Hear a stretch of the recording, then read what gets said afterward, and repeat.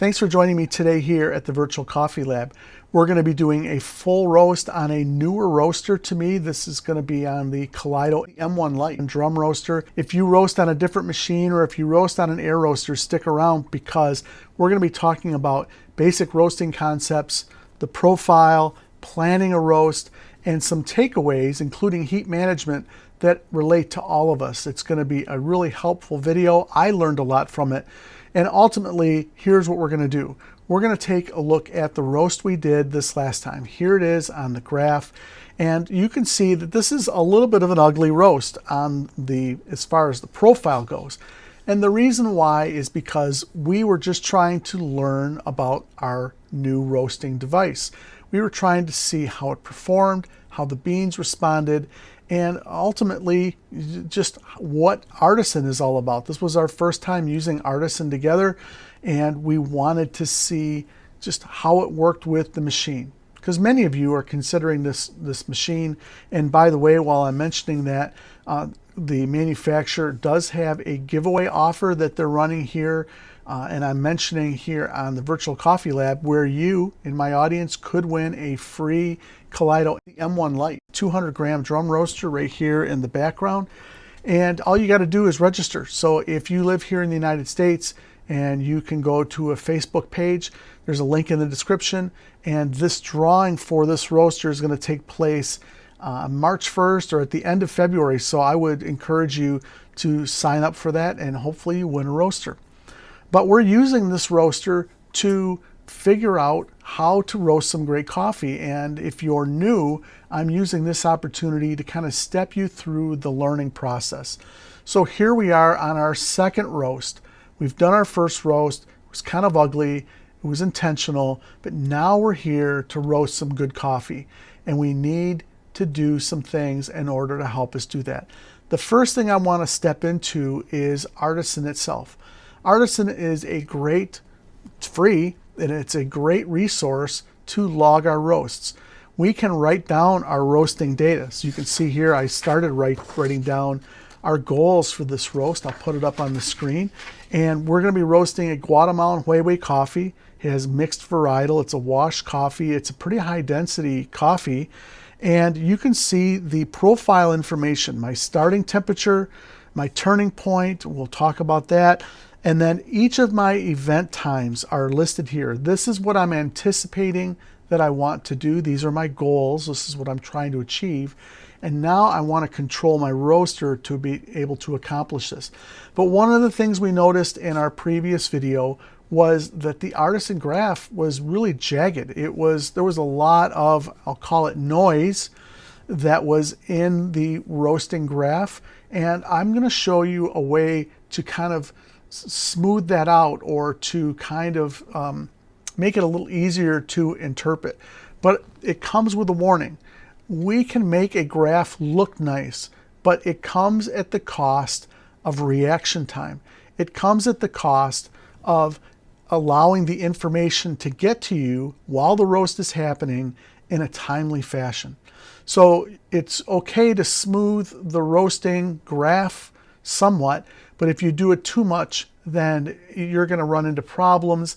You're going to make changes, but you're going to be making them too late because you got the information too late. So there's a happy medium. And here I'm a little aggressive on the smoothing, but I think it's still realistic. Go ahead and open up Artisan, and we're going to go into the settings here by clicking on Machine up in the menu, and then click on Curve. Now, Artisan is calculating all kinds of data every second. They're keeping track of times and temperatures, different values from different sources, the environmental temperature, the ET or exhaust temperature, the bean temperature. And of course, all of this is calculated by math, and it displays other information like the speed of the roast, the rate of rise. So what we're going to be doing today is we're going to be telling Artisan to change the data on the screen at a slower rate. So instead of getting a really jaggedy line that's constantly going up and down and we react to those settings, I'm asking Artisan to slow it down. And so the first setting that I changed is my delta span. This is the span of time that goes by between when the plotter displays changes in my temperatures in the timeline. So it's not going to give me second by second changes. It's going to give me changes every 15 seconds or so. It's actually going to plot it out a little more often than that, but the actual temperature readings and the calculations are going to be like 15 seconds. That's what the delta span is. And then there is smoothing, and I'm changing that to a 6, and that's the degree of smoothness that if we have a hump and it's shaped like a triangle and we make it smooth and we change that smooth to a 6, instead of it being a point, it's going to be softer like this, like a hill rather than a mountain. Okay, and then the third is the spike setting. That's another variation of that, and I set that as a 3. You can see that here in the screenshot. That's about as technical as I'm going to get right now, but when you do that, you're going to see the result. And what that result is that you're going to clearly see trends. You're going to be able to protect yourself from overreacting when you see data happening every second of the time. So those are benefits, but again, they come at a cost, and I would encourage you to make adjustments to those numbers where you're comfortable and where you feel you're getting a good result as far as the information you're getting and your ability to interpret what you're seeing on the screen. Okay, so by doing this, it's going to help us focus on trends, and that's my goal here for this video. I'm not encouraging everybody to go change these settings and keep it this way, but this is a way for you to kind of lower your blood pressure while you're doing your first couple of roasts and not overreacting. Okay, all right, the next thing that I want to talk to you about is the plan. I showed you this plan here that I already started. I have roasting goals. And this is a medium roast. For this coffee in a medium roast, I want to have a roast that I can keep in control, that I'm not moving too quickly, too fast through the roasting phases. Why is this important? A lot of you say, Mike, you talk about roasting profiles, you give examples of times, but you don't really tell why you're choosing those times. And so here you go. This is why I choose the times that I choose. I have several concerns when I'm roasting coffee. Number one is that I give enough time to allow the heat to penetrate the bean to the point where I'm not roasting the coffee so quick that I'm really roasting the outside of the bean, and by the time first crack happens, there is not as even of heat penetration in the roast. And so there's a higher chance for me to have underdeveloped coffee on the inside or on the center of the bean. So I'm roasting slower to be sure that I don't have an underdeveloped bean. That's the first reason. The second reason that I'm roasting a little slower and I'm not pushing the coffee too hard is that I want to stay in control of the roast. And if I apply too much heat in the beginning, it's going to be difficult for me to slow the roast down a little later in the roast. It's like getting a freight train to start and go really fast and then try to stop quickly or slow down quickly. It's much more difficult. So that's another reason why I'm going slower. So this is why I choose a 5-minute dry time on a drum roaster. I do this for teaching purposes so that there's enough time for us to talk about this, and I do it for the other reasons that I just shared.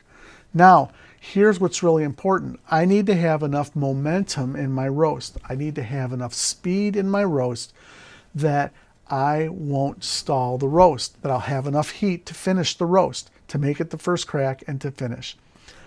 At the same time, I don't want to have too much heat where I fly too fast, like I mentioned just a minute ago. So I plan a time that I think I want to have this coffee be in the flavor development, the Maillard phase or the browning phase, this middle section of the roast. We've reached the end of the drying phase where the coffee starts to turn yellow. It's turned yellow, and now we have all of these reactions taking place. It's like when you caramelize onions and you watch the onions roast in the pan, or saute in the pan. You see the onion become translucent. You see changes to that onion. Then you start to see it yellow, and then you see it brown, and you start to smell sweetness. This process is very similar in coffee roasting, and that's what we're doing here.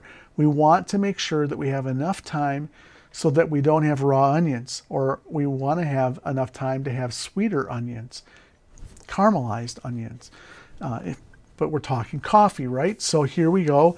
We want to have enough time to have the reactions take place, these Maillard reactions, so that the flavors of the origins, all of the different things that make up a coffee seed, whether it's acids, proteins, whatever it is, carbohydrates, all of these things are reacting to the heat, and they are changing, and these flavors are developing. And we don't want to have 1 minute or 2 minutes of this development time, this flavor development time.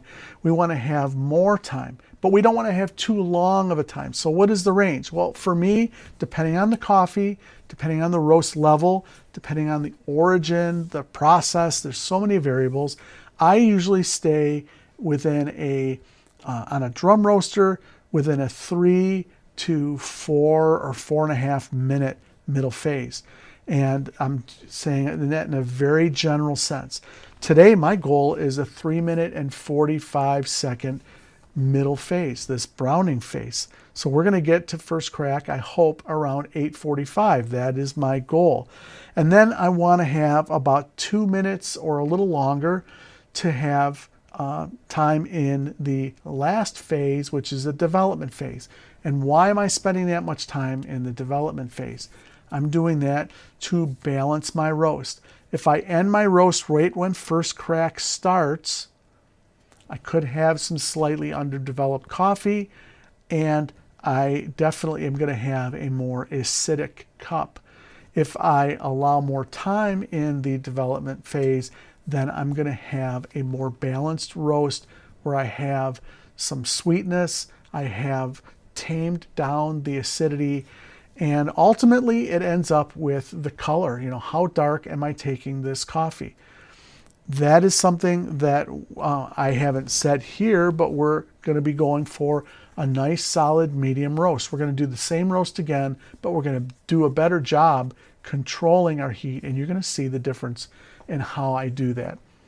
All right, and this is going to be, again, for 180 grams on the M1. Charge temperature planned is 165. So we're going to get the roaster going here. It's going to be pre-warmed for about 15-20 minutes, and then we're going to start the roast and then start talking about heat management. All right, the roaster has had a chance to preheat. Our charge temperature is planned for 165. I've got 180 grams ready to go into the roaster, and here we go. I hit the charge button. The beans are going into the drum. I'm setting the manual roast, and I'm setting the power to 70, and the set value I'm increasing from the charge temperature here on the Kaleido M1 Lite to 220 degrees. And I'm doing that because I know that I'm never going to roast that high, but the way that this machine operates is it's a safety feature, and if I left it at 165, when my bean temperature hits 165, the energy turns off. The power settings go to 0, and it's not a good thing. So 220 degrees. The first thing you're going to notice is that the bean temperature is declining quickly, and then it is starting to curve around. That's called turning point. We're going to see the rate of rise start to dot up, and you can see the red line there climbing. And so we know we've got good momentum started. Let's take a look at the environmental temperature, the ET, and we see that that is climbing. The power is set to 70, so we're headed in the right direction for this roast. Now, one of the things I wanted to talk to you about, it's a very important topic for all of us, and that is temperatures in the roasting environment. it's really important that we have a stable roasting environment. And on this roaster, it's really interesting. We didn't talk about this, but this is a unique feature to the Kaleido roaster. There is a port in the front of the roaster, and I'll point to it here. And that port is drawing in room temperature air into the outer chamber of the roasting environment. So Kaleido has set up an inner chamber roasting environment where you have the walls of the roasting chamber and you have the drum rotating inside of it. Outside of that roasting chamber, there's another room of space, and that room temperature air is going into the port, and it's going between the hot metal of the roasting environment and the outer part of the roaster.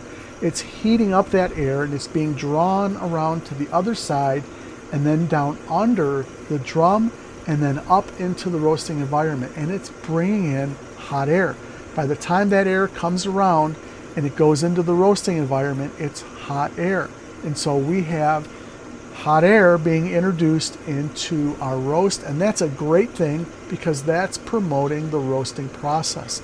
That is really cool, and that's one of the things I really like about this Kaleido roaster, is that we are getting some nice convection as long as we are introducing air.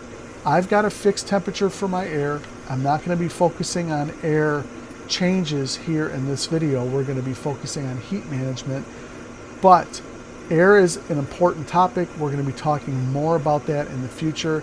I've been experimenting with air personally here on a variety of different roasters, and I've got some really interesting things to share that we'll be talking about. For now, let's get back to our roast. We are headed towards the dry event.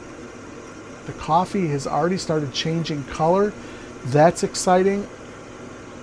Our goal is 5 minutes. You can look up at the predictor in Artisan to see when it says we're going to reach our dry event time, and we're going to be really close.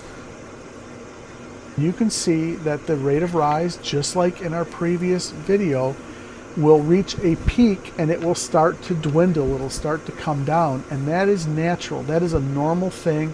We're seeing that happen here. But in this video, you're going to see me step down the power, and that is intentional.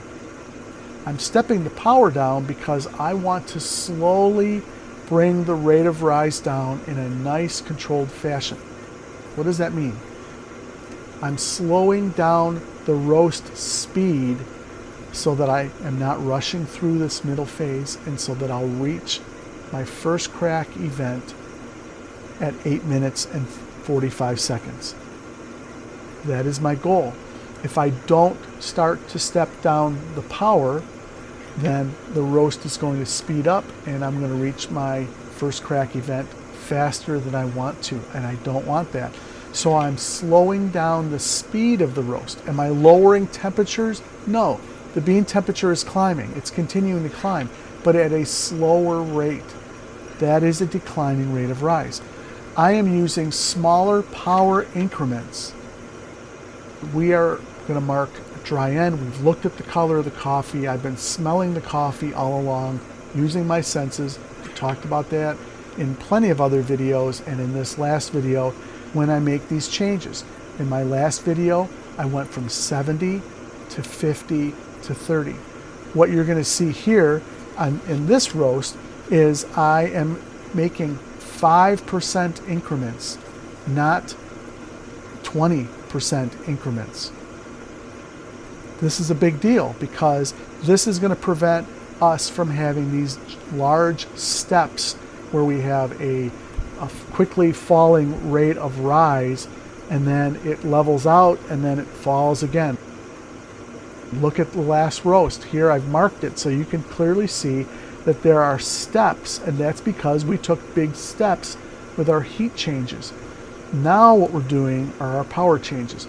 Now what we're doing is small 5% increments, and we're doing it fairly consistently through the roast, and you're going to see a nice trend take place.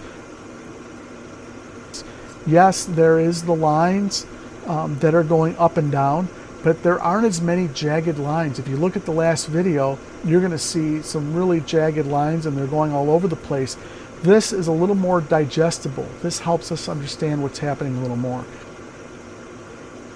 We're getting close to the first crack event. I'm smelling the coffee, I'm smelling baked goods, and I'm headed, and if you look at the Artisan predictor, when we were first at dry, after the dry event, and we were headed for first crack, it showed a time in the prediction. But as the roast continues, the roast speed continues to slow down, the predicted time changes. And so I'm watching a moving target change as I am aiming towards a first crack time of 8 minutes and 45 seconds. How do I anticipate this event at this time? How do I do that? Well, I'm familiar with the behavior of this roaster. I know the speed of the roasting time that I'm at. So for example, we can look here on the Artisan graph and we can move our mouse and we can see what the temperatures were here at this point and at this point and at this point. They show right on the screen. But you can look over at the rate of rise and see, well, at this point I was increasing at 15 degrees per minute.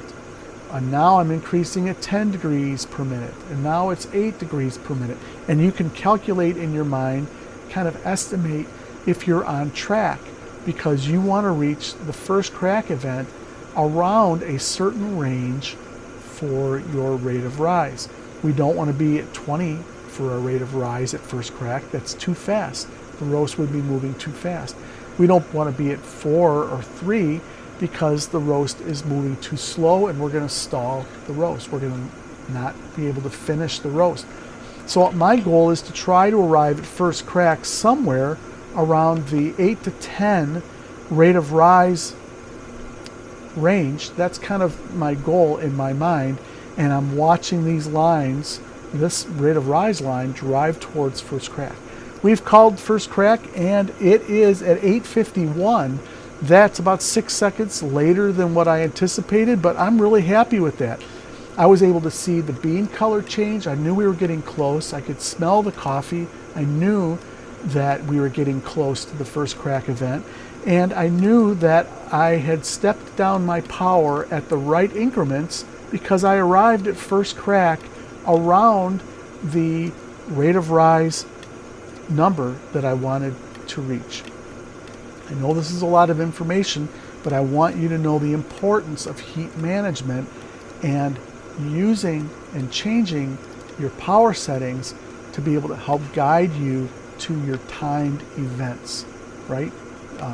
Dry end, first crack, and drop.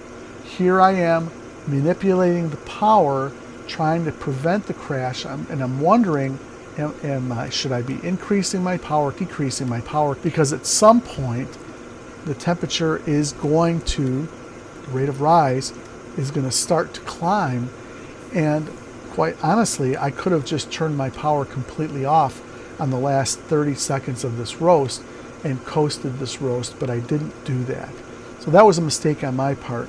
But ultimately, during the development phase is when we have to be most careful, actually just before development starts, is where we have to be most careful managing our power. So you can see what I did here. I toggled up 5%, 10%, and then I toggled back down, toggled back up, trying to see what was going to happen with my rate of rise. I didn't want it to go flying up, and I didn't want it to crash. Ultimately, we dropped the coffee at 10 minutes and 52 seconds. I had a total roast time plan of about 11 minutes. I think on my first roast, it was 11 minutes and 9 seconds. I knew it was going to be a little shorter based on the changes that I was going to make with this roast, but that's okay. Let's weigh the coffee and see what kind of weight loss we've experienced here. And we have 152.7 on the scale. Originally we started at 180, and that equates to 15.2% weight loss. And in my previous roast, it was 14.9, so that's 0.3% different. These are really, really, really close roasts in roasting development, roasting time, and the color of the coffee. Very similar, but we have a more consistent looking color. We have, I think it's going to be, well, I know it's a better tasting coffee because I've already had it. I'll talk about that in a minute. And that's because we have a nice, consistent roasting environment and haven't had these large temperature swing changes. So how did I do on my roasting goals? I am happy with my roast. It's not perfect, but it is very close to my roasting goals. The dry time was 10 seconds longer than I anticipated. The first crack time was 6 seconds longer, later than I anticipated. It wasn't longer, it was actually a few seconds shorter, but everything's within a few seconds here and there.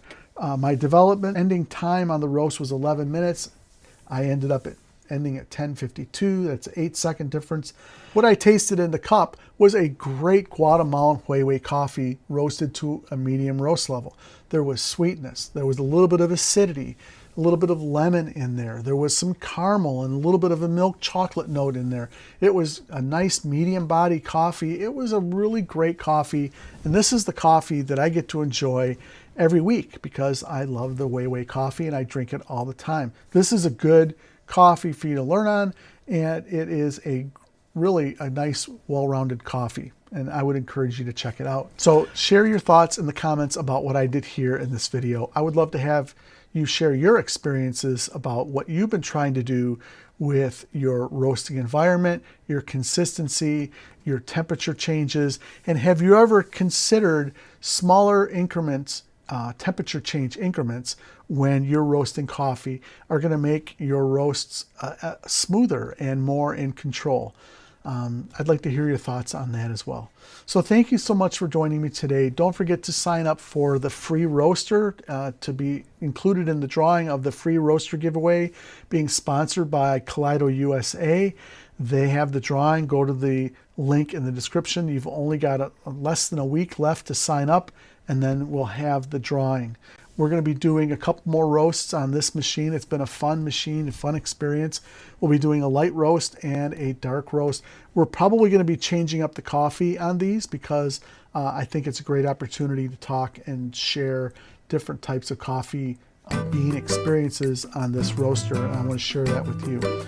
So thanks again for being here, and I hope you have a great week roasting. We'll see you next time.